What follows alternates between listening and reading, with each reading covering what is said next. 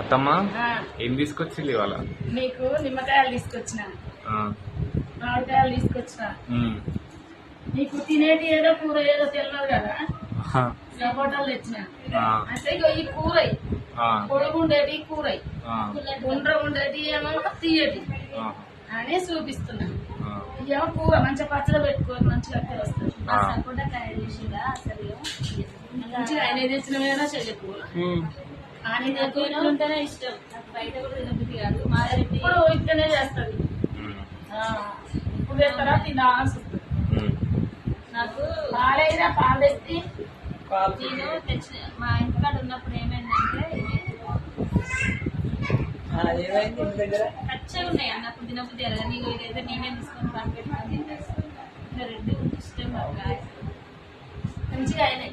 మా అత్తమ్మ అయితే మా కోసం అన్ని తీసుకొస్తుంది ఎప్పుడైనా. నలుగురికి